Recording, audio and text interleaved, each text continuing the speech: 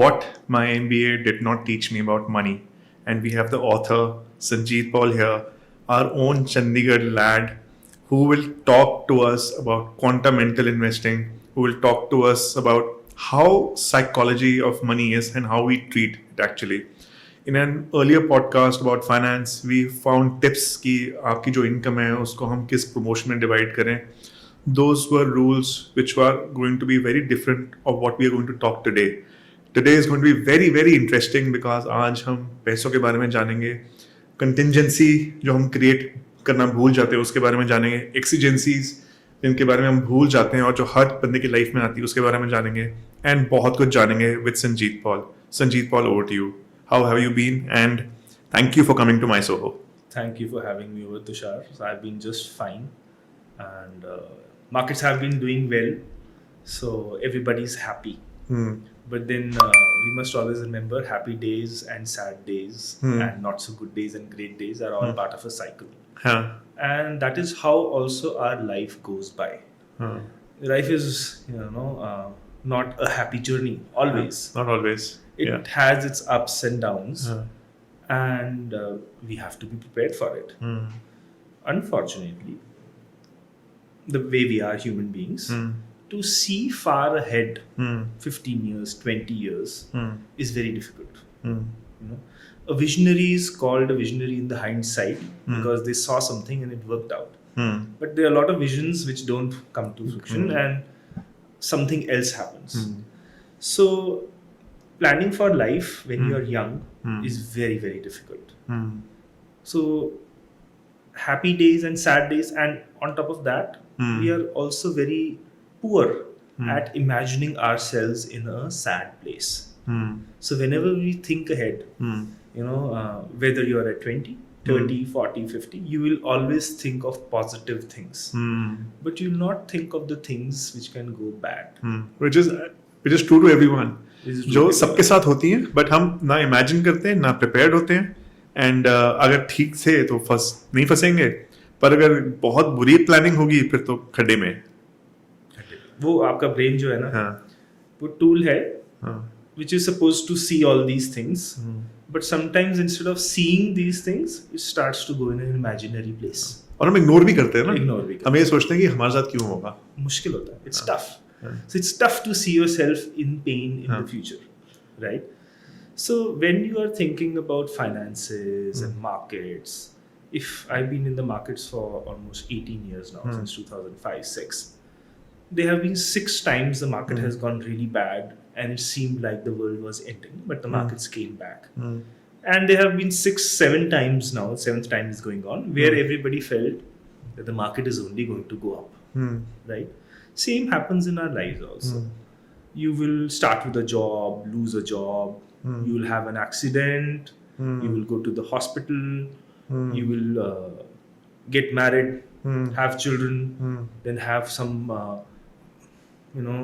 contingency arise, somebody can sue you, and all these things are part of life. So you will go to a police station, you will go to a hospital, and you will go to a court, because these 3 places are public places, and you are public and inevitable है. यहाँ तो चक्कर अगर नहीं लगा तो कोई problem है.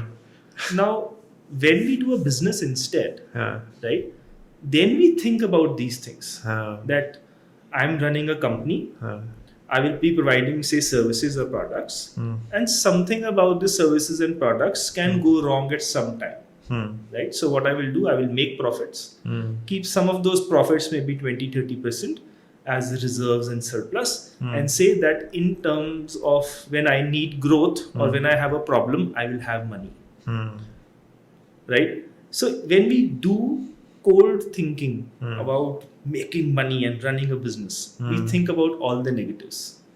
Anybody, whether they are an employee or they are a business owner or they are in the government, or anybody who does any kind of work, thinks about that work in a very structured way and plans for the negatives ahead. Even for growth you will need money, but personal में नहीं करते. So I think इसको हम थोड़ा break करते हैं. So जो आपने कहने की कोशिश की कि हर बंदे की लाइफ में ना ये 3 यूनिफॉर्म्स के साथ पाला जरूर पड़ेगा. Khaki uniform, which is a police, then white uniform, which is your doctor and medical, and black uniform, which is your court and advocates. इन तीनों को एक मिनट साइड रखते हैं एंड आप आगे ये भी बताओगे कि इन पेनफुल सिचुएशंस को how you solve with money और they were cost because of money. But let's go a little back. Let's start with your education, about how from St. John's journey to ISB, and then about Modular Capital, your topics on investing. So इस पे थोड़ा आप shine करो, and then we come to these grave topics which nobody talks about. Good. So I'm a product of the city. I went to a school called St. John's. I can proudly say it's a relatively famous school. Yes. So many.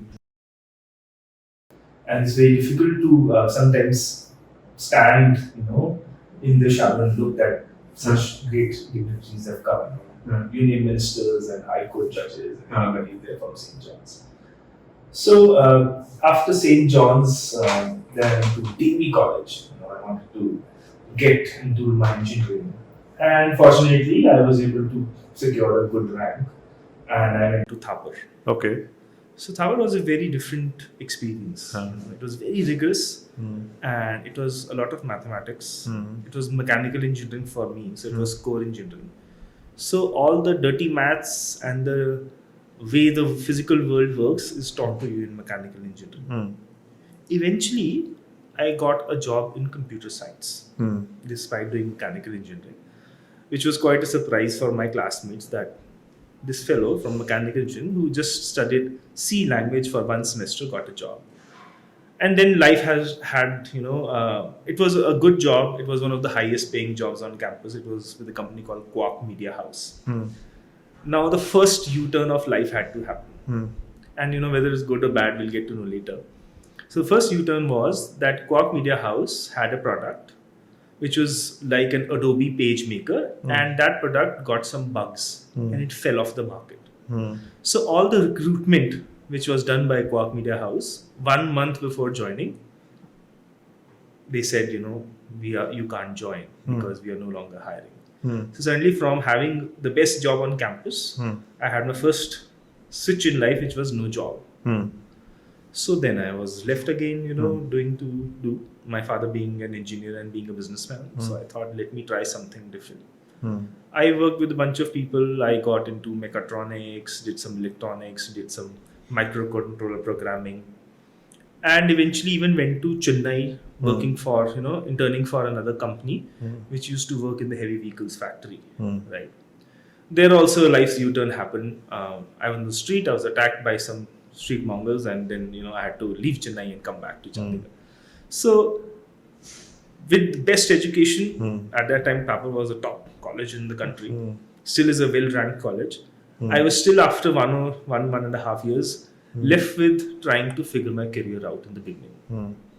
And then I wanted to do stock trading. It was the cool thing back then. Everybody was doing financial engineering and becoming a stock trader. So my father wasn't sure whether I was going to do broking or whether I wanted to do trading. So I made him understand, and that's how my journey began in 2005-06 in the stock markets as a stock trader who used to trade. Of course, I made losses in the beginning, right? But then I learned, and then I started working with the chief of the brokering firm, Mr. Chavla, in Competent Finland. And therein, a lot of learning happened. How short-term trading happens, long-term investing happens, everything on. And in the beginning, I was a discretionary trader. I used to trade my heart out. Market लग रहा है, ऊपर जाएगी खरीद लो, नहीं गई बेच दो, ऊपर चले गई बेच दो, नीचे चलेगी बेच दो. So eventually, you buy and sell and buy. Then I thought maybe I should do some finance degree, and I wanted to do a master's in markets from there was a course in Chicago University. No, it was Illinois Institute of Technology, IIT. Masters of Markets. So I thought, let me give my GMAT. And then, during the course, I realized that it's better to do an MBA, right? And then I was, very confident of myself, wanted to do a, Ivy League MBA, and I got a great GMAT score, and then I got shortlisted, got a call from Chicago University. It used to be Graduate School of Business, GSB Chicago. Now it's Chicago Booth. So got a call, went for interview, This was 2007-8. Of course, 2008 had happened already then. And whatever chances we had as an international student to get a loan, again a U-turn happened. I was all on the top of the list, getting a short list, and then I didn't get an invite, final interview. I got an interview invite, but I didn't get a final call because the markets decided to do a U-turn. The global financial crisis happening, and loans weren't being given out to students. Then I applied again next year, and then I got a shortlist again. I had an interview for almost an hour and a half, which was supposed to be a 30-minute interview. Even advised my interview on where to buy properties in Chandigarh and had a good chat with him. He said, "You're a great candidate, but it's a bad time to go." Then I got into ISB. So I went to ISB. So despite having the best credentials, getting a shortlist, getting a great GMAT, I still didn't make it to the US. In hindsight, I'm happy I didn't. India is a great place, and I have a great network over here. And ISB turned out to be the best choice in life. So went to ISB, came back, joined the same firm, did algorithmic trading. Then I realized after a couple of years that trading, is a 9 to 3:30 job, and you have to do it every day. You might make great money, but it's no way to live. There are no holidays. Eventually you burn out. And then I figured that you can make the same amount of returns at a lower tax bracket if you invest. And that's how I got into investing. But the core of being an engineer, looking at charts, handling data, doing algorithmic trading stayed along. So that journey of up and down eventually had to teach me that I had to use algorithms to invest also. And now we are probably one of the few, setups in India who use algorithms for investing. Mostly investing is done with a bottom-up, top-down fundamental approach, but we use a fundamental approach, training from ISB. We use a quantitative approach, again training from a certain course at ISB, and of course engineering. And then we also use technical, which is mostly math, which people think is charts. We don't do charts, but we do the time series and mathematics around it. So that's how it started. And then instead of doing a conventional, approach of sitting and analyzing one company, we came up with a method where you can overlap the three analysis: fundamental, quantitative, and technical, and figure out what is the area which overlaps, and that has a higher probability of winning than anything else. That's how Quantamental Investing came into be for us. And it wasn't just alternate data, and then the more we delved into it, the more we understood that this is a good way of making money. It's robust. Sometimes you don't know the exact reason, but you know approximately. And that's what good speculation is. Having just enough information to make a decision, but you can't have accurate information. So if somebody tells me, I know what is happening inside the company, and I say, oh, you know more than the manager of the company, right? The CEO of the company. How can a fund manager or anybody else know more than the person who's operating the company? But you have to figure out a way to see things in a way so that you're able to get enough data and just tip the scales towards your side and make money out of it. Tell us about this journey, about how you came across this mindset that I want to be an author and I want to write, because it takes a lot of courage, and to get that book then published and well accepted, that's also a feat. So how did that happen? From how did you think that ये topic पे मैं बात करूँगा, and then involving Mr. Sandeep Sani into it and getting that book out into the market. So what was that about? So nothing in life you do does not pay you overall. So with Mr. Sani, he's from the same school as I am, and it turns out he's in the same line of business as I am. I have a different license, he has a different setup. He's a distributor, I'm an investment advisor.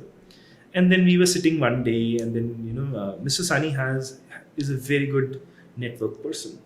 So he called me up. He said, you have to meet me, come to my office. And me being a good boy, having him being a school senior and being a senior family friend, so I went to his office and we started discussing.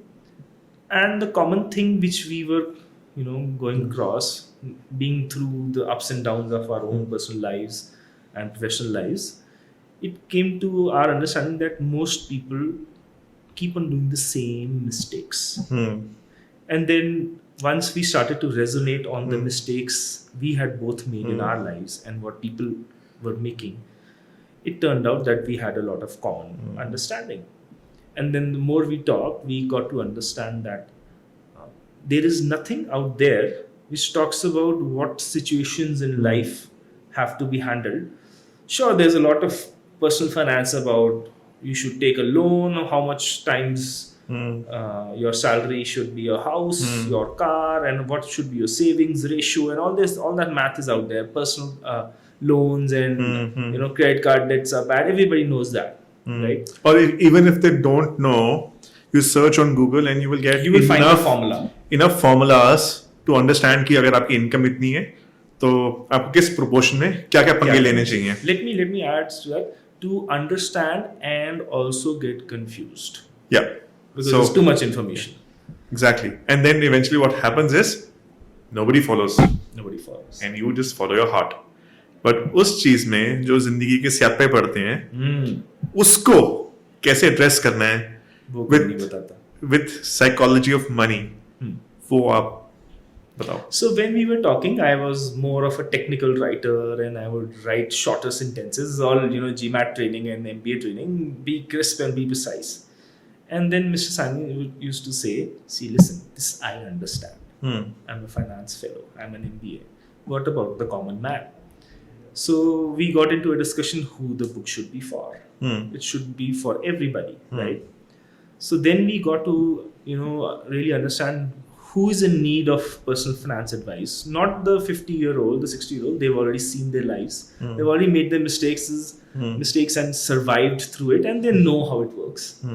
So we thought maybe the 20-year-olds and the 30-year-olds and some of the 40-year-olds could benefit, right? So we came up with two people. Actually, those two people are people who are different people we know from our own lives.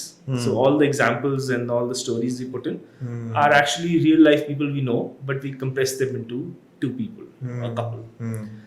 And then we started to explain different situations, and then we understood what we do for ourselves and what we do for the company we work in is actually the same thing. It requires the same mindset. मतलब जो एक आदमी अपने personal development या finances को जिस तरह manage करता है उसकी सोच वैसे ही होनी चाहिए जिस तरह वो अपने कंपनी के फाइनेंसेस के बारे में. Whether owner, employee, CFO, or at the lowest level, what are you thinking? You're thinking about the company's future, and you're spending wisely. You don't go and do anything with your money. हम लोग क्या करते हैं ना, जब company के बारे में बात आती है, we are more careful and we are more diligent. We call that the financial perspective. And जब अपने बारे में बात आती है, we become careless. We start believing in emotion and भूल जाते हैं. You said the right word, emotion. Right?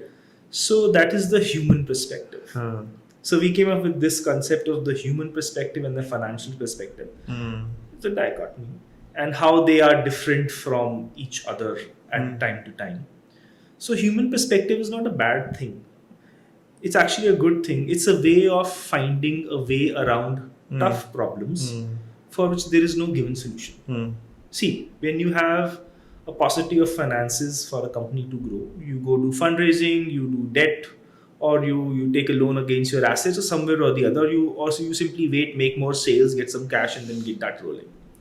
But when we have paucity of finances in our personal life, nobody really tells us what to do. People say, go take a personal loan. Right? Nobody tells you that, if you want to buy this TV and you have paucity of finances, one of the best ways is to buy it next year. Save for it. But instead you will go and take a personal loan, buy that TV, feel happy for now, and then your happiness will drop after some time, and then you'll be left with the debt. So all these strategies nobody talks about. So what the human brain does, because emotion gets involved, because fear of failure and good outcomes, bad outcomes come in, so it approximates. Whenever you have a tough thing and there is no solution around it, the human brain listens from here, sees from there, and stitches up a patched up solution. So when you will sit with your CFO and discuss as a CEO that we need to do these things. The CFO will tell you whether this is possible or not. You will actually listen to the CFO in terms of what options are there to raise money or to take some time and grow later. But when you sit with your spouse and you're discussing which holiday to take, right? Their logic is out of the window. Their feelings come in. Bas mujhe ye karna hai. So that's how we start the whole book with the couple discussing where to go holiday and this hotel and that hotel, and eventually the guy comes to this works to be best option, but then he looks at his wife and says, let's do the other option she wants it, right? Correct. So I completely understand क्योंकि जब भी हमें कोई office के लिए कुछ भी purchasing करनी होती है ना, I think we think it over more than 5 times or 10 times कि how important is that purchase. उसके बाद हम ये भी सोचते हैं कि अगर ये परचेज करनी ही करनी है, then what are the other? Let me give you an example, which is what is coming up. I think Amazon has Prime Day coming up in a few days. Okay. Right? So if you want to buy stuff for your office, you will add to your watch list, wait till Prime Day, get the discounted deals, and even if it's saving you 500 rupees. But if you want something for your own self and it's just going to be 500 rupees cheaper, you'll say, let me buy it today and have it today. It's just a week's time. Today is 16th. So, 6-7 days it's Prime Day. Right? So for your office, you will wait. But for person to say, it doesn't matter. Let me go and, indulge myself. So that discretion and non-discretion is, the tipping point for somebody who does well in life versus somebody who does okay in life and somebody who does bad in life. So I think it's very evident that our behavior changes in these situations. Now, ये चीज़ मैं ना बहुत ही उत्सुक हूँ जानने के लिए ये कंटेंजेंसी एंड एक्सीजेंसी के बारे में जो हम सब इग्नोर करते हैं और सबके पास ये प्रॉब्लम्स आती हैं. So a good business, which is growing by good principles, any services business will retire 20% of its profits annually and either diversify or keep it as reserves. This was something said by one of the Kamath brothers of Zerodha. When they were doing very well, they said, we take out our 20% of our profits every year. I don't know which of the brothers said. I think the elder brother said. And I don't remember when he said, but he did say so. That we take 20% of our profits and retire it. If we take it out of the business. Why? Because the business is linked to randomness and volatility. And that's how we work. Right? But in our personal lives, when somebody tells us that you should do 40% savings and investing, it's very tough. Why? The problem is real. Sometimes money may not be enough. Your salary may not be enough to permit you to live a basic lifestyle and still save 40%. Downsizing from a certain lifestyle is very difficult. It's very painful. It's doable. But then you have to swallow your pride and you have to and sometimes it's even when you compress it, still it doesn't get me. But the same problem is with people who make a lot of money. Only now the trend for investing and saving, earlier it used to be saving, but investing has started. So the problem compounds, right? When you are saving for yourself, saving is not enough. You have to invest it also. And then you have to know how to invest and what to invest for. Actually, there's a big culture shift, if I have seen in our generations also. We see how our grandfathers, the mindset for financial wisdom was different. Our parents were different. And now, then how we have to plan our near future. So near future maybe 15 to 25 years. क्योंकि उसके beyond का भी इतना 5 years भी बहुत होता है अगर plan करें. 25 years तो बहुत मुश्किल होता है. So 25 years, I have a basic understanding is how many years are you covered? If you're covered for 5 years, you are middle class. If you're covered for 15 years, you are upper middle class. If you're covered for 1 or 2 generations, then you are rich. So 25 years आगे अगर आपके पास covered है, then you're already sorted. Right? Mostly people don't have 25 years covered. They say we are saving for retirement, but if we look at their corpus today, and retirement can happen anytime. It doesn't happen at the planned stage of retirement, something we talk about in the book. Right? That is a planned retirement, there can be unplanned retirement. You stop working because of certain, the 3 colors you said, khaki and the white and the black. You get arrested, you stop working. Uh, You are stuck with a liability in the courts. Your asset is stuck up. You stop working. You get sick. You stop working, or there's an accident, whatever. Right. So all the three public places can happen to you, and you can be retired. So at a given point of time, the concept of retirement is how ahead. Now, when you do it for a company, you can probably say 5 years, because companies' perpetuity is not in 25 years. You say now and now and now. But when we think of our lives, we think aage ka and abhi ka and beech ka reh jata hai. Right? So contingencies, when we plan for a company, we do plan for them. We plan for growth. We plan for legal cases, right? If your business involves something which can have a legal case, then you plan for it. That's why you make a private limited or LLP, right? And then you keep money for it also. That this liability is open to us for up to 5 years, so we'll keep this much contingency funds, the contingent liabilities, which are coming and are there in your books. Right, and you even keep an emergency fund that in case of a price war or a market crash or anything else, you still have money to pay your salaries and run your business, smoothly. But in personal life, we don't do that. Now, it is difficult. First of all, too many things to do already in your head, and that is why they don't teach you about money at school. We were talking about MBA. Even MBAs have to be told that you have to have insurance of a certain type, and you have to have a backup fund. So when we plan a portfolio, we have a separate fund called buffer, which is basically dip your hand in when your salary is not coming, and you have a separate plan portfolio called contingency. They don't earn great returns, right? They just earn the tax optimized safe returns.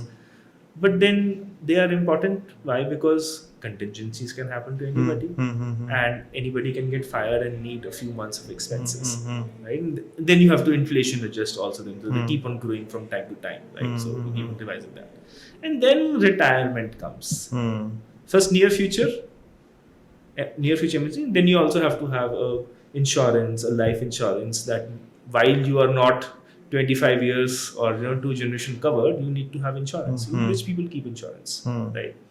But insurance to be kept, a term insurance, till at least you don't have enough assets which can passively cover you or your family later, right? And then you have to have medical insurance, and then work specific insurance if it is required. So these things you will think of in a company. You have a beautiful setup over here. I'm sure it's fire insured. There's some 2-3 types of insurance which are mandatory, a part of your SOP whenever you open a property. Right. That this furniture, this theft, this electrical fire, etc., all is covered. Right. But is everything covered in the house? That's a question. Right. There might also have been a change in value now. Refrigerator, used to be something 25 years ago. Now it's anything now. So you might spend 70,000 rupees and you can replace it also if you make good money. But then everything else needs to be covered. So business and life are the same.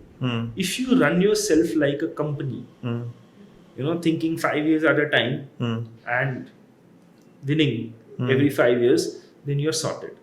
But people somewhere between the load of thinking for very long term and very short term and the needs of now and the wants of the future, right? They get lost. Tell me something now. Insurances की बात करते हैं.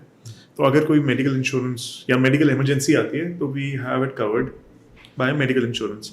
आई hope लोग लें उसे, क्योंकि बहुत सारे एजुकेटेड लोग भी हैं जो इसको इग्नोर कर जाते हैं. Nevertheless, is there an insurance for I'm being very stupid, but for the sake of everyone to understand, क्या लीगल इंश्योरेंस भी कुछ होता है या कोई पुलिस इंश्योरेंस भी होता है where these emergencies are real? They are real. All of these are only solved by cash flows.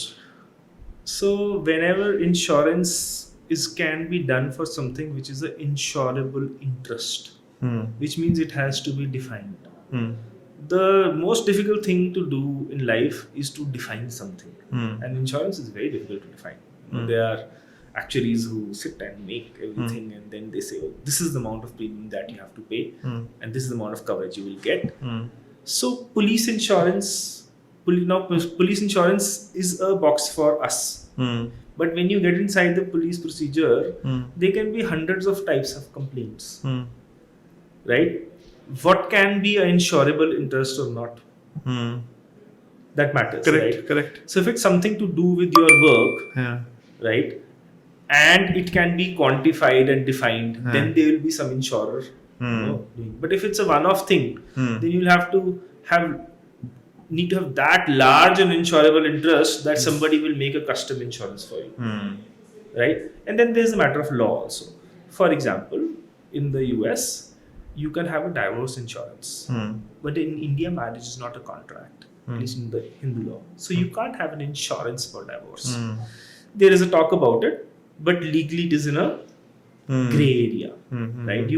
If you can't have a prenup, you can't even have a divorce, insurance. So then again, the human and the financial perspective, the smarter people kick in.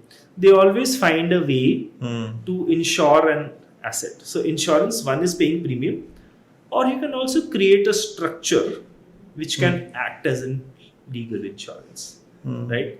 But then whether it's not done, can be done with everything life, So you can cover medical emergencies are known. So there is a medical insurance. Life, people can die, and so there is a life insurance. Car insurance is a fire insurance. What is the insurance that you touched your car, got out of the car, unfortunately in the heat of the moment got into a fight and grievously got injured or injured somebody. सारे uniforms आ गए इकट्ठे सब uniform इकट्ठे आ गए और insurance नहीं होती इसकी. Because it's not defined that that if you break somebody's arm, then this much insurance will be paid to you as legal, because there's no rates, there is no definition of यहाँ intention देखी जाती है. Intention कुछ नहीं होता, इसमें कोई definition नहीं है. Okay. So you can't insure everything. So whatever you can't insure, you have to hope that it doesn't happen to you sooner, and you have to be smart and aware, and somebody has to have given you the wisdom to save and create a contingency corpus for it. I think I think we all need such a reference book, in which we are not talking about emotion, but we are talking about the real practical problems of life, जो हर बंदे के जिंदगी में आजकल कभी ना कभी किसी एज पे आ सकती है, and उसको कैसे प्रिपेयर होना है. I think there is no ready reckoner. There is no ready. And I think there is an opportunity, for you to dig in. Yes. So I'm thinking of another book. Yeah. Part of it is it's basically on how to structure your portfolio. See, these problems, some of the problems are exclusive to people who have money. Right? So, and that you only get to know after having experience of dealing with those people. So the next book, the more idea around is that what are the things that people with money need. We have a blog called The Fluent Investor, might be the title of the book also. It's tools and mindset and everything for people with money, because there's certain kind of problems which people with money have. Now the smart ones have already figured out, but the ones who are getting there, making their money and growing, they can be exposed to everything and then not know what to do. Awareness will take time. This will take time. Now, coming back on that topic, जो contingency की आपने बात करी, वो यही होती है कि basically you imagine the problems which could foreseeably be there, and now you solve for that. And that is exactly what MySoho does. We've actually built a workspace company where your all exigencies, contingencies in relation to your office, physical office, are already taken care of.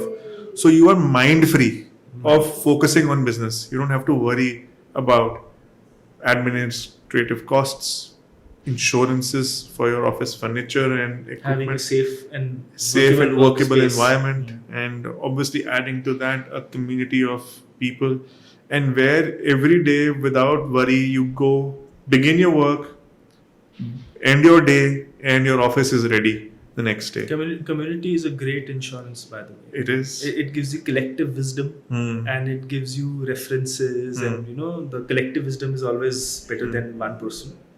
So yeah, I think it's a great insurance and contingency covered for workspace. Now, it's time we want to begin a rapid fire round with you. Rapid fire. Sure. And so there are 50 questions which we have listed, Oh, and there are 50 cards. Each card has one question, sure. but we'll not go through 50.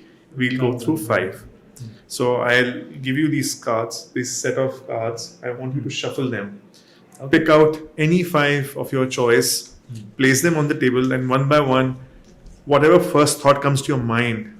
These will be very random questions, not related to the current topic, but it could be very random and will give a different insight. Let's find out. All right, here we go. Your set of questions are there. You can start picking them one by one. I have to ask you first. No, these are all your Oh, questions. You can ask me anything, anywhere. So is it subtle luxury or loud noise? So I would go with subtle luxury. So let's define that. You know? So you want to take that lead? How do you define subtle luxury versus loud noise? I can, in fact, give you a very nice example on it. Right. So, see, when luxuries come into place, when people make money, Right. or they have money.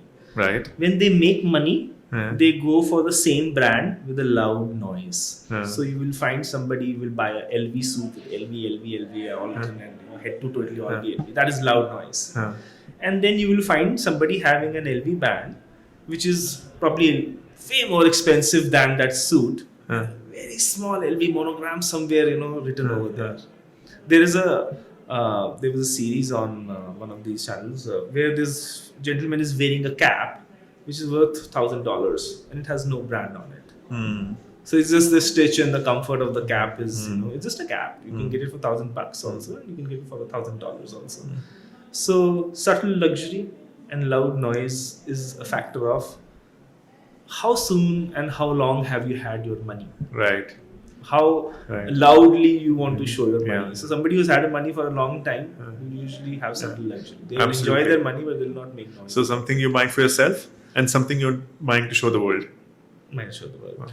It really depends whether Yeah. loud noise is getting you some advantage or not. Yeah. If it's just and sometimes it is is adding to your ego, Yeah. and just making you happy, then Right. That's what is required. Fair point. I think there's no definition that what is right, what is wrong. What is wrong? And some things are personal belief, and some things may be needed as a job profile. That's job profile. So Sometimes being loud, helps you get the attention. correct. And then I think these are all personal choices. So let's go with the second one. Okay, let's go to the second one. Biggest fear. Okay, so being a markets person and in life, my biggest fear is to miss a good opportunity. Right. Primary of which is that I don't have cash when the market has crashed. Right. Now, because Contingency. yeah, so there comes a time where cycles also. So from our investment philosophy, we believe that you have to sell at some point of time to be able to buy it cheaper.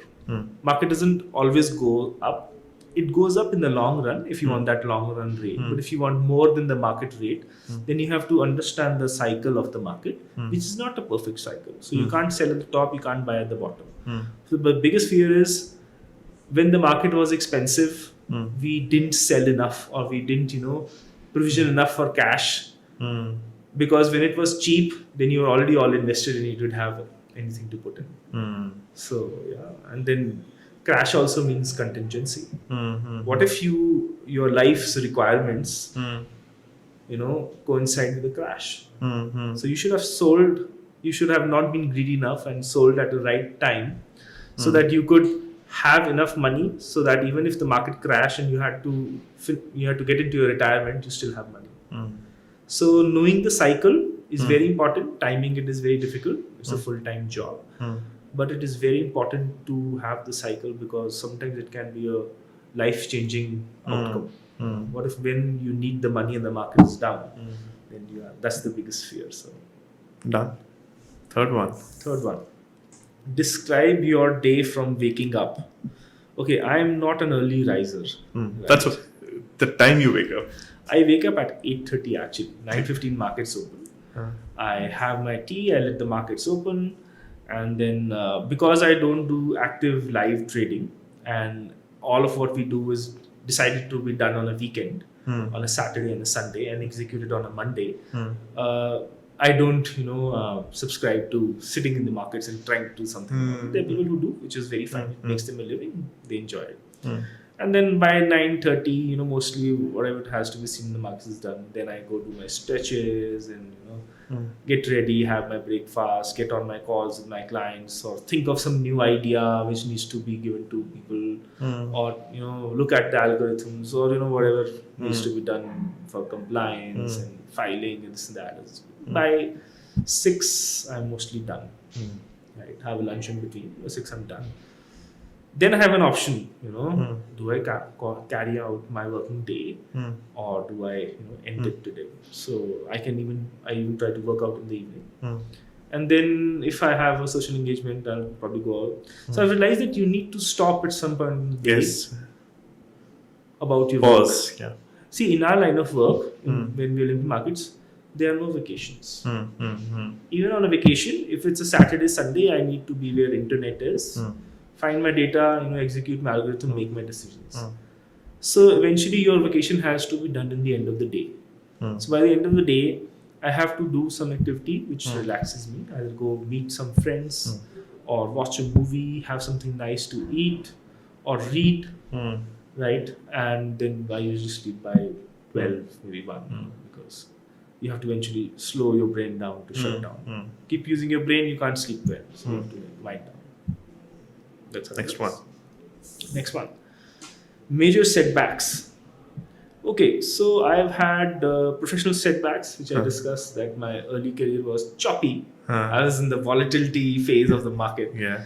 And then I have had good running years, and then still had, my work completely end and then completely change. I've done a bunch of businesses. I've even run a cafe.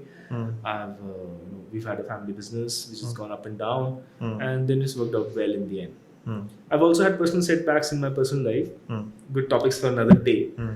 But setbacks will keep on happening. So I don't think there's looking back, there's anything which was major. It's major then. Yeah. Later, it's just no big deal. Yeah. If you survive through it, Yeah. there's no major setback. Fair enough.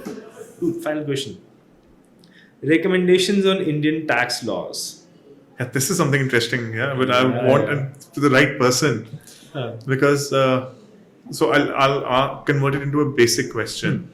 That our Indian income tax system and those slabs, and how do we make a larger percentage of people pay tax, probably, which reduces the burden which is landing on a middle class right now. See, tax laws are made by people who make tax laws. They have a very different statistical view of how the population is, right? Than you and me. The population do. I would have, you would have. They're very different. And their agendas of taxing are very different from what we think. So we feel that if I pay tax, then I should get this facility. But tax is not to be paid by you for your facility, common facility. It is for the entire nation, right? Much of which makes very little money but needs your support. So Indian tax is a part of doing good for the society. So you mean to say that a middle class taxpayer is actually doing like a daan? Everybody is doing a daan. Even the rich guy is doing daan. Rich guy is doing daan of a value which is way beyond to many middle class people's salary, right? So uska bhi ja raha hai, right? So just because we are middle class does not mean we look down upon the rich, right? Or the other way. Or the other way, the rich should say the middle class are bad. Everybody, in terms of somewhere where is equity, not equality, then the rich actually pay more tax as a percentage. So the moment you shift to percentages rather than just values, 10,000 crores sounds very big, but 10,000 crores over a country of 150 crores is no big deal, right? And if you divide it number of days, it comes out to few rupees. So my question probably is that in the last many decades, our tax laws have been quite same. Only a few minor changes in slabs and percentages have happened, not to a change where the entire structure, like in some other countries, have adopted. So, do you think, like, probably currently our largest slab, if reduced to half, would involve other people who are currently not paying tax, or probably give them, you know, वो क्या कहते हैं ना एक Incentive to incentive, excite them to जिसने चोरी करना है वो 30% पे भी चोरी करेगा, 20 पे भी करेगा, 10 पे भी करेगा. Not giving tax is a mindset. When you give your taxes, you have capital. Now you can grow that capital if you choose not to spend it, right? So even the middle class save. I think a lot of the mindset of the pain the middle class feels is no longer there. Actually, the real pain is eased out. We have really progressed as a country, but then we like to talk about it. But if you are middle class and you pay tax and it progresses the nation, then you become more rich when everybody becomes rich, right? When you are poor people, the number of people who were in poverty, maybe 30, 40, 50, 60 years ago is much lesser now. And that's why we are enjoying these things. We are enjoying air conditioner. I remember in the 90s, there should be one air conditioner in the house. It used to be a luxury. Now there's one in every office. In every room in the house, people have air conditioner in the washrooms now. So that progress has already happened. It's only happened because there are more consumers who were able to move from not being able to afford air conditioners to be able to afford air conditioners. And then the price of air conditioners went down, not just because of technology, but also because of the unit cost, number of units increasing and the profitability increasing. So all this comes from tax only. So that one of the objectives of tax, is not ki government kha gayi, this is people's mindset, is also it lifts the lower class up. Agreed. And people, when they get, when they actually start getting educated and have a bank account and start getting organized, is when, they can add to the society. So everybody adds to the society if they are given an opportunity to. And then there will always be somebody who will never pay tax, who will feel that, is entitled to not paying tax. There are people, who do street vendors work and have crores and crores of property and crores of money, but they never declare it. That's just a mindset. They can actually declare it and live like a rich person, but their mindset of not paying tax is so big that they don't want to go about it. They're happy to, work on the street. Slowly and steadily, this culture is changing. And if you look at tax in some developed countries, the taxes are very high. They go up to 40%, 50%. India is 30, 33 is the tops. And then also, people have to complain. I think France has a bigger tax amount. In terms of capital markets, US has a very high, short-term capital gain tax. And there's a lot of tax available, bigger than India. Is that, as Indians, we have this mentality. Let's look at ourselves, feel, bad for ourselves, and say nobody's doing any good for us. Good is happening. Mindset. You have good roads, you have better cars, and all these have come because the people under poverty have evolved. On that note, Sanjit, I have really enjoyed this conversation with you. And एक चीज बहुत clear हुई है सबको that how important it is for us to be prepared for any kind of contingency and exigency which can arrive at any time. Just don't be prepared for your business or for your work. You have to be prepared for your family, for yourself. So that is important. And we wish you all the best to come up with a new book. And if any way my Soho or our team or myself can contribute any value to that or to any one even chapter. Already a good conversation has happened and it will go down in the book. Thank you so much. And thank you for coming to my Soho. It was a pleasure hosting you. Thank you. Being here. Thank you guys. Thank you.